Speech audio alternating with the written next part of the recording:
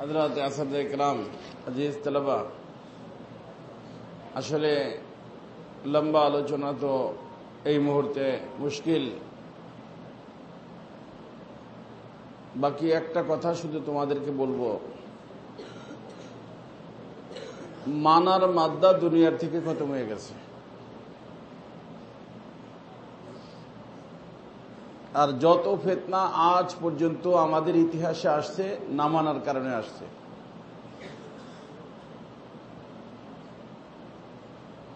মাননেওয়ালা লোকের অভাব, এই জন্য শুরাই নিজাম দুনিয়ায় কায়েম হয়েছে। কারণ এখানে মানুষ দাওয়াত তাবলীগের মেহনতের মধ্যে গাছতে যখন যাইতো, একজন তো কি আমির, একজন মুতাকাল্লিম, আর একজন রাহবার, আর কিছু মামুর। আমিরের জিম্মেদারি কি? জামাতকে হেফাজত করে রাখা। মুতাকাল্লিমের জিম্মেদারি কথা বলা। রাহবারের দায়িত্ব এলাকার লোকজনের সাথে সাক্ষাৎ করানো, তাই না? আর মামুরদের দায়িত্ব জিকির আজকার করা, চুপচাপ থাকা। প্রত্যেকের একটা কাজ আছে না? কাজ আছে।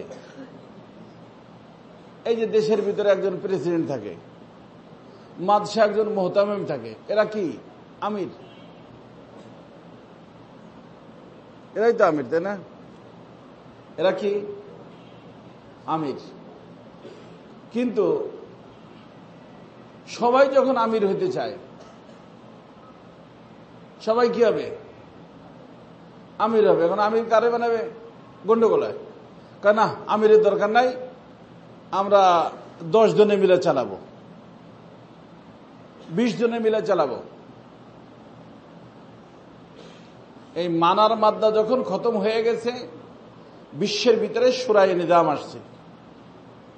এটা আর একটা ফিতনা। আল্লাহ রাসূল সাল্লাল্লাহু আলাইহি ওয়াসাল্লাম যখনই কোন জামাতকে তাশকিল করছেন, কোন আমির ছাড়া পাঠান নাই। আমিরকে বলে দিয়েছেন, যার কারণে হাদিসের ভিতরে আব্দুর রহমান বিন সামারা, লা তাসআলিল ইমারা ইন উতিতাহা মিন গায়রি মাসআলাতিন উইনতা আলাইহা ওয়া ইন উতিতাহা বিমাসআলাতিন উকিলতা ইলাইহা। চাবানা, চাওয়া ছাড়া পাইলে আল্লাহর নুসরত আসবে, আর চাইয়া পাইলে আল্লাহর নুসরত খতম হয়ে যাবে। এখন সবাই চায় আমির হইতে। এক মাদ্রাসায় মুহতামিমের মরার আগে 4 জন তৈরি হয়ে থাকে মুহতামিম হওয়ার জন্য। এটা মরলে আমি হব, এ মরলে আমি হব। মরে না কেন? কারণ কাব্বারানি মাউতুল, কাব্বারানি মাউতুল, না মরলে তো হইতে পারে না। এই জন্য মরারও দোয়া করে, যেটা মরলে আমি মুহতামিম হব। বিভিন্ন মাদ্রাসা চলতেছে। মানে সকলের হলো এই যে আমাদের খতমে নবুয়ত মুত্তাফাক আকীদা, রাহমানিয়া গেছি 8-9 জামাত, এ আমির সাহেব, আমির সাহেব, আমির সাহেব, খতমে নবুয়ত মুভমেন্ট, এইটা এইটা ওইটা। আমি দাঁড়াই বললাম যে এতেও তো শরম আসা দরকার, যে কমসে কম খতমে নবুয়তের ব্যাপারে তো একজনে মানেন, কারণ এই ব্যাপারে তো কোনই নাই। কিন্তু এখানে সমস্যা হলো যে আমির হইলে দাওয়াত পাওয়া যায়, বড় হইলে কি পাওয়া যায়? দাওয়াত পাওয়া যায়। বলা যায় যে অমুক, আমি অমুক গ্রুপের কি আমির। মাসআলা যাই হোক, বড় হওয়া দরকার। এই জন্য আমি বলি না যে বর্তমানে মাশহুর হওয়ার ফিকির আছে, মকবুল হওয়ার ফিকির নেই। কি হওয়ার ফিকির আছে? মাশহুর হইতে হলে পদ লাগবে, পদ ছাড়া মাশহুর হওয়া যায় না। আর মকবুল হইতে পদ লাগে না। মকবুল হইতে কি লাগে না? পদ লাগে না। এই জন্য আমাদের দাওয়াত তাবলীগের একজন আমির হয়েছে, শুরা নাই। আর একটা চলতেছে, শুরা আছে, আমির নাই। দোনোটা ভুল। এই জন্য আমি বলছি তাদেরকে যে আপনারা একজন আমির বানান। প্রত্যেক এলাকায়, আমাদের এলাকায় যে নজির ভাই যে এই পাশের বাসার, সে কি ছিল? আমির ছিল। কয় না, আমির ঠিক হবে না, এই মজলিসের আমির একজন, ওই মজলিসের আমির একজন। কেন একজনকে আমির বানাইতে সমস্যা কি? সবাই তারা মানো, কিন্তু একজনকে আমির বানাইলে তাহলে আমি তো আমির হইতে পারলাম না, ওটা না মরা পর্যন্ত। এই জন্য আমি আমির হইতে দিই না কাউরে। তে মোহতামেমও পরিবর্তন আমাকে দেয়। এই বছর উনি মোহতামেম, আগামী বছর আর একজন মোহতামেম। ওই দিন বেশি দূরে না, শুরু হবে, আন্দোলন হবে এর জন্য। এই জন্য বাবা, কোরআন হাদিস পড়ো, ভালো করে বুঝো, আমিরের কথা মানবা। হ্যাঁ, শুরা থাকবে, যেখানে আমাদের আকাবিরিরা বলছেন শুরা থাকবে। শুরায় পরামর্শ করবে, আমির তার সওয়াবদিদ অনুযায়ী সকলের পরামর্শ শুই না কি দিবে? ফয়সালা দিবেন। সেই ফয়সালা সকলে কি করবে? মানবে। এলো এক তরিকা। আর এক তরিকা হলো জমহুরিয়াত, এর আমরা পক্ষে না। যে 10 জন শুরার সদস্য, তারা 8 জনে একদিক রায় দিল, আর 2 জনে কি একদিক রায় দিল। ফয়সালা কিসের হবে? আকসারিয়তের, অধিকাংশর। এর নাম জমহুরিয়াত। আমরা এর পক্ষে না। আমরা এর পক্ষে হলো আমির একজন থাকবে, শুরাও থাকবে। শুরা আমি সমস্ত শুরার থেকে কি নিবে? রায় নিবে। রায় নিয়ে আল্লাহ পাকের দিকে মুতাওয়াজ্জে হইয়া সকলের কথার দিকে লক্ষ্য করে ফয়সলা করতে পারেন। আবার কারো কথার সাথে না মিললে ওনার দিলে যা আসে তাও ফয়সলা করতে পারেন। কোন শুরার এটা বলার অনুমতি নাই যে আমার কথা মানলো না, আমি এতে থাকবো না, তাহলে সে শুরায় থাকার উপযুক্ত না। আমার পীর মুর্শিদ বলতেন, তারে শুরায় রাখাও জায়েজ নাই। সে পরামর্শ দিবে, তার দিলে যা আসছে, আল মুস্তাশার ও মুতামান, তার দিলে যা আসবে সেটা সে বলবে, কিন্তু মানবে ওইটা, হবে ওইটা যেটা আমিরের পক্ষ থেকে কি আসবে? ফয়সালা আসবে। এই হলো শরীয়তের তরিকা, এই হলো আমাদের আকাবিরিনদের তরিকা, এই হলো আমাদের থানবী রহমতুল্লাহ তরিকা এবং অন্যান্য বুজুর্গদের তরিকা। এক লোক আমার পিছনে অনেক লাগছে, বয়ান করতেছে, খুব বলতেছে যে উনি আকাবের পুরুষ, কোরআন হাদিস না দিয়া উনি হলো আকাবেরদের কথা বলে। ভাই, আমি কোরআন হাদিস যা বুঝি, আমার আকাবেরিনরা তার চেয়ে ভালো বুঝতেন, এটা আমার ধারণা। অর্থাৎ ওনাদের বুঝের সাথে যদি আমি তাল মিলায় চলতে পারি, তাহলে আমি মনে করি আমার জীবন ধন্য। কারণ ওরা কোরআন হাদিসের বাইরে কিছু করেন নাই, এটা আমার ধারণা। বুঝে আসছে না? এই জন্য বাবা, লম্বা কথার দরকার নাই। তোমরা যাবা, সফরে যাচ্ছ, বাড়িতে যাচ্ছ, কাজ একটা রাখবা, ওয়ালিউনজিরু কওমাহুম ইযা রাজাউ ইলাইহিম। এখন বাড়িতে যাচ্ছ, বাড়িতে যাইয়া অনেক বেশি করে মোবাইল চালাবা, তাই তো? কি করবা? এই 1 সপ্তাহ যদি মোবাইলের অভ্যাস হয়ে যায়, তাহলে এখান থেকে খারেজ হইলেও মোবাইলের অভ্যাস যাবে না। এই জন্য আমাদের মাদ্রাসার উদ্দেশ্য, আমার পীর মুর্শিদের উদ্দেশ্য, সব বারবার বলছি, মানুষ বানানো। কি বানানো? কোরআন এবং হাদিস অনুযায়ী চলা। মাশাআল্লাহ, আল্লাহ তাআলা তোমাদেরকে যে নেখার দান করেন, কত বড় এক প্রোগ্রাম চলে গেল। তোমরা পরীক্ষা দিছ, যাওয়ার জন্য কেউ বলো নাই, আলহামদুলিল্লাহ ইতমিনানের সাথে পরীক্ষা দিছ, পরীক্ষার এখন ছুটি হচ্ছে, তার অর্থ তোমাদের ভিতরে মানার মাদ্দা আছে। আমি তোমাদেরকে মুবারকবাদ পেশ করতেছি, উস্তাদদেরকেও মুবারকবাদ পেশ করতেছি। এইটাই শরিয়াত। আমিরের সিদ্ধান্তের উপরে কি থাকা? মজবুত থাকা। কোন ধরনের কোন নিজের মন, নিজের চাহিদা, নিজের ইকে পেশ না করা। যদি আদবের সাথে পেশ করলে ফয়সালা ওইটা হবে যেটা আমির বলবে। এখানে আমরা কজন মানুষ? অনেক না? কুল্লু হিজবিন বিমা লাদাইহিম ফারিহুন ওয়া রায়ু মুখতালিফ, যার যার রায় একটা, এক একজনের রায় এক একটা না, সবার পছন্দ একটা। নসিব আপনা আপনা, পছন্দ পছন্দ আপনা আপনা, নসিব আপনি। পছন্দ, এই যে একজন যাবে ট্রেনে, এক এলাকার মানুষ, একজন যাবে বাসে, সবাই কি একটা যাবে? যার যার পছন্দ। কিন্তু শরিয়তকে সামনে রেখা, কোরআন হাদিসকে সামনে রেখা আমির সাহেব যে সিদ্ধান্ত দিবে, সেই সিদ্ধান্তকে মানা, এটাই শরিয়ত। আমাদের মাদ্রাসার উদ্দেশ্যই এইটা, ভালো মানুষ বানানো। আর ভালো মানুষ হইতে হলে আমিরকে মানতে হবে, মুরব্বীকে মানতে হবে। যারা মানতে চাও না তারা মেহেরবানি করে এখানে আইসো না। যারা মানতে চাও, মানে নিজের জীবনকে বানাইতে চাও, ইনশাল্লাহ থাকো। এই যে দেখলাম না কয়েকদিন আগে যে মজলিস হইল, আপনা এবং ফুজালাদের হইল না, যারা আসছে আলহামদুলিল্লাহ বড় মানুষ না, এক এক এলাকার এক এক মাঝার বড় হুজুর, আল্লাহ তাদেরকে বানাইছে, এক একজন খেদমত করতেছে। অনেক আছে এখান থেকে খারেজ হয়ে চলে গেছে, মানে নাই, তারাও এরকম খেদমত করতেছে রে বাবা।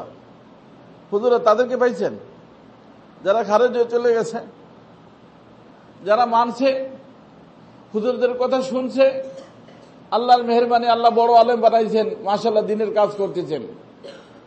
এই জন্য সিদ্ধান্ত নিবা, যতদিন বেঁচে থাকি মুরব্বীর কথার বাইরে যাব না। কোরআন এবং হাদিসের আলোকে মুরব্বীরা যা বলবেন তা মানব, সে অনুযায়ী চলবো ইনশাআল্লাহ তাআলা। তো দুনিয়াও ফায়দা হবে, আখিরাতেও ফায়দা হবে। কথা বুঝছো? তো আল্লাহ তাআলা করুক আমাদের দাওয়াত ও তাবলীগ আমাদের কাজ। এখানে কথা একটা উঠছে, সাদপন্থী, জুবাইরপন্থী। জুবাইরপন্থী কি জিনিস? জুবাইরপন্থী আবার কি জিনিস? আর সমস্ত উলামা কেরাম জুবাইরপন্থী? জুবাইরপন্থী কোন জিনিস না। জুবাইর সাহেব দাওয়াত ও তাবলীগের মেহনত করেন, ওখানে থাকেন, একজন মুরব্বী। এই আমরা জুবাইর সাহেবকে ফলো করি না, আমরা কোরআন এবং হাদিসকে ফলো করি, আমরা দেওবন্দকে ফলো করি। দেওবন্দ আমাদের দেওবন্দ, আকাবিরিনে দেওবন্দ যা বলেন কোরআন হাদিসের আলোকে তাই শুনি। যদি এমন কোন কথা বলেন যেটা কোরআন হাদিসের আলোকে ঠিক না, তাও আমরা মানব না। আমাদের উদ্দেশ্য হলো কোরআন হাদিস অনুযায়ী চলা। বুঝে আসছে না? জুবাইর সাহেব কি বললেন, সাদ সাহেব কি বললেন, এটা আমাদের দরকার কি? আমাদের কথা হলো একটাই, কোরআন এবং হাদিস, কোরআন এবং হাদিস।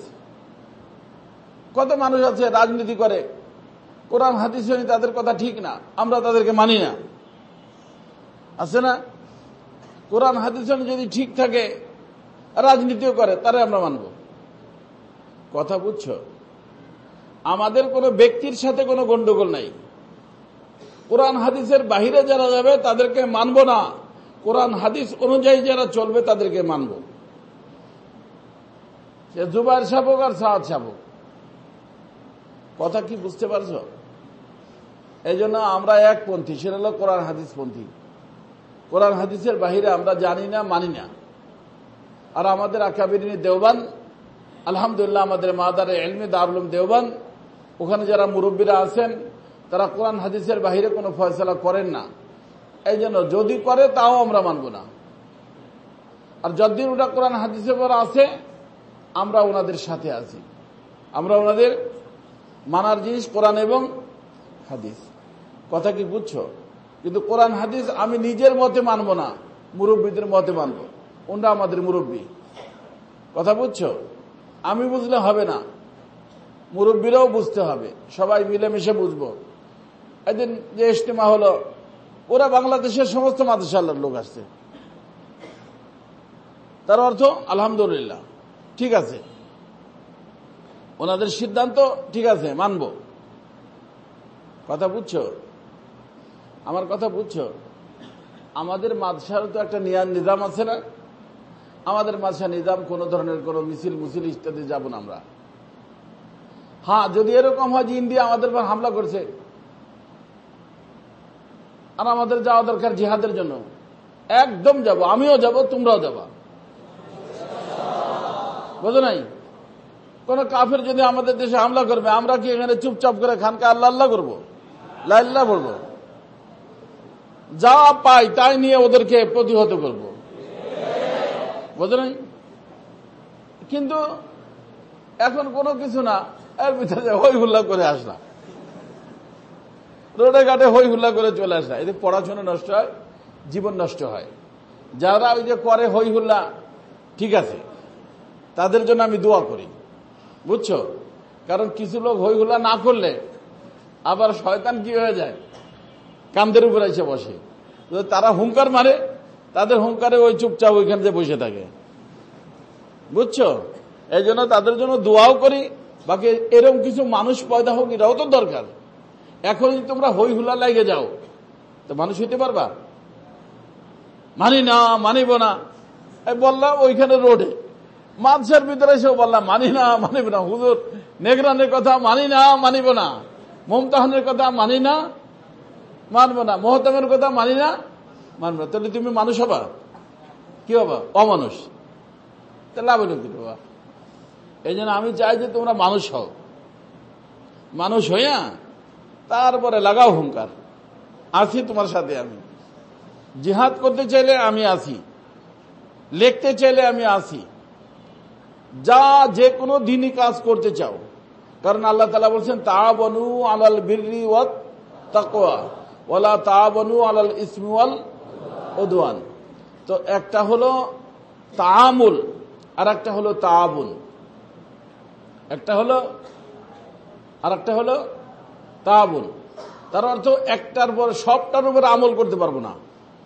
আমল করব যেটা আমার বুঝে আসে কোরআন হাদিসের আলোকে, যদি বীর আর তাকওয়া হয়। আর অন্যরা যেটা করবে বীর আর তাকওয়া, সেটাতে কি করব? আমি তাআবুন করব, সেটার তাআবুন করব। খানকা করি, দাওয়াত তাবলীগের তাআবুন করব। খানকা করি, জিহাদের তাআবুন করব, বুঝো নাই? খানকা করি, অন্য অন্য জিনিসের তাআবুন করব। তো একটা হলো তাআমুল, একটা হলো তাআবুন। তাআমুলও থাকবে, তাআবুনও থাকবে ইনশাআল্লাহ, তাহলে সঠিক পথ।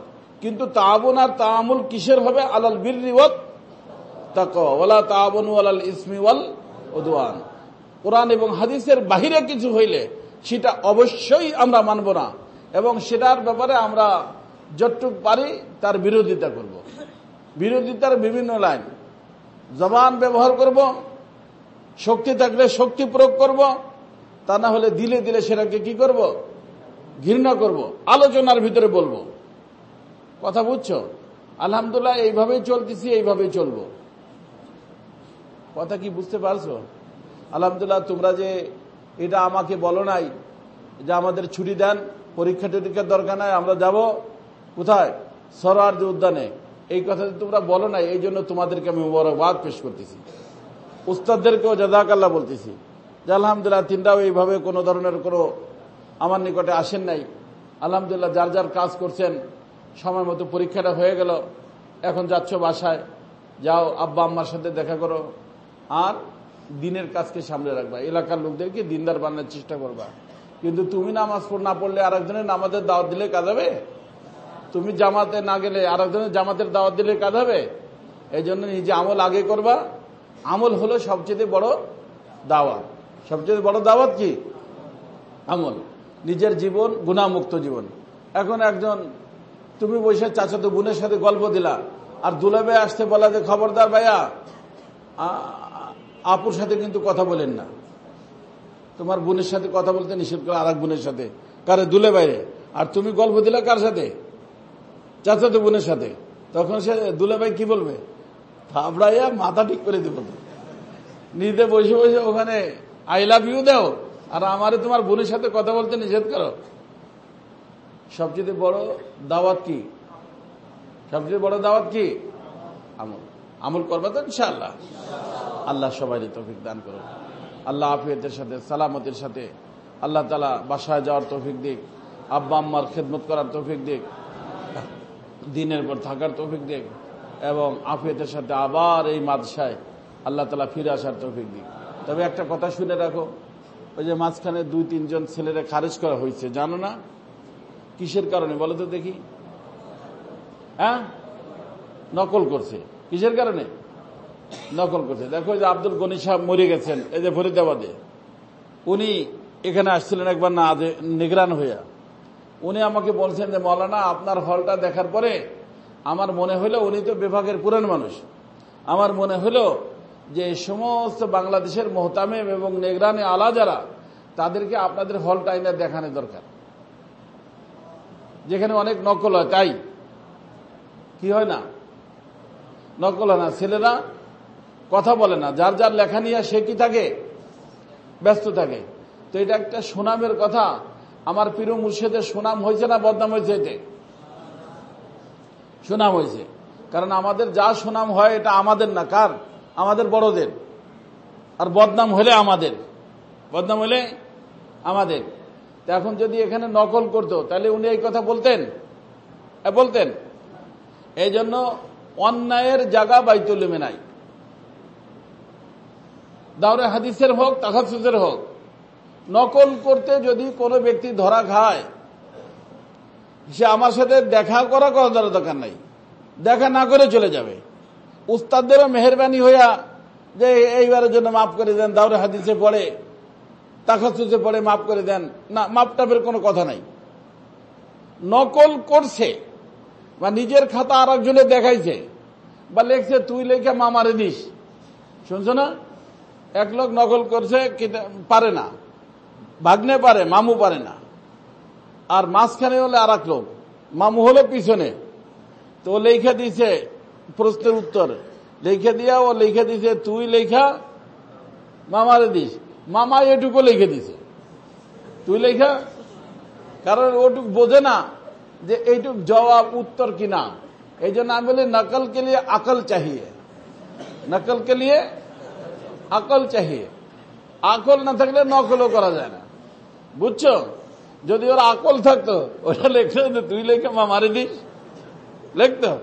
আকল নাই, যার কারণে নকলও পারে না। নকলও করে শয়তানগুলা। ব্রেনই বাইতুল ইলমে ভর্তি হবে আর ব্রেন নাই, এটা আমি মানি না। ব্রেনই কিন্তু করছে শয়তানি, করছে সময়কে কাজে লাগা নাই, পড়ে নাই, যার কারণে তার কি করতে হয়েছে, নকল করতে হয়েছে, বুঝছো? কিন্তু মনে রাখবা, চোরের 10 দিন, গিরাজের কয় দিন? 1 দিন। ওই যে যেগুলো নকল করছে ও দেখবা যে আগেও নকল করছে। ধরা খাইছে আইসা সরে বেকাতে, কেউ ধরা খাবে সরে জামিতে, কেউ ধরা খাবে দাওরে হাদিসে, কেউ ধরা খাবে তাখাসুসে। যে জামাতেই ধরা খাক, বাইতুল ইলম থেকে তার যাইতে হবে, বাইতুল ইলমে থাকতে পারবে। তার বাবা এসে বলুক, তার দাদা এসে বলুক, বোঝো নাই? আরে সব হুজুর আমারে বলে, আমি যেদিন বাইচে আছি, এই কয়দিন যারা নকল করবে তাদের এখানে জায়গা নাই। ছেলে হোক মেয়ে হোক, মেয়েদেরকে তো ভাগাই দিয়েছে এই আপারা, আমার কথা শুনতে পারে নাই, চলে গেছে আগেই। আগামীতে এগুলো যাবে না, ওগুলো থাকবে। মজলিস হবে, উসুল মোতাবেক চলবা, কানুন মোতাবেক চলবা, নিয়মতান্ত্রিকভাবে জীবন বানাবা, দুনিয়া শান্তি পাবা, আখিরাতে শান্তি পাবা। আল্লাহুম্মা সাল্লি আলা সাইয়্যিদিনা মাওলানা মুহাম্মদ সালাতান তুনাজ্জিনা বিহা মিন জামিইল আহওয়ালি ওয়াল আফাত ওয়া তাকযিলানা বিহা জামিআল হাজাত ওয়া তুতাহহিরুনা বিহা মিন জামিইস সাইয়্যাত ওয়া তারফাউনা বিহা ইনদাকা আলাদ দারাজাত ওয়া তুবাল্লিগুনা বিহা আকসাল গায়াত মিন জামিইল খায়রাতি ফিল হায়াতি ওয়া বাদাল মামাত ইন্নাকা আলা কুল্লি শাইইন কাদির। আয় মওলা পাক, আয় মাহবুব পাক, মেহেরবানি করে আমাদেরকে মাফ করে দেন। আল্লাহ, আমাদের বাচ্চাদের ছুটি হয়ে যাচ্ছে, আল্লাহ বাড়িতে যাওয়ার জন্য রওনা হইতেছে, আল্লাহ আপনার হাওয়ালা করতেছি, খায়র আফিয়ত সালামতির সাথে, নিরাপদের সাথে যার যার গন্তব্যস্থানে যাওয়ার তৌফিক দিয়ে দিয়েন। সর্বধরনের বালা মুসিবত থেকে হেফাজত করেন আল্লাহ, আফিয়তের সাথে তাদেরকে রাখেন, সালামতির সাথে রাখেন আল্লাহ। সেই এলাকার রোগ ব্যাধি সব জিনিস থেকে আপনি হেফাজত করেন আল্লাহ। খায়র আফিয়তের সাথে আবার সময় মতো মাদ্রাসা আসতে পারে তৌফিক দিয়ে দিয়েন। সুবহান রাব্বিকা রাব্বিল ইজ্জাতি আম্মা ইয়াসিফুন ওয়া সালামুন আলাল মুরসালিন, আলহামদুলিল্লাহি রাব্বিল আলামিন।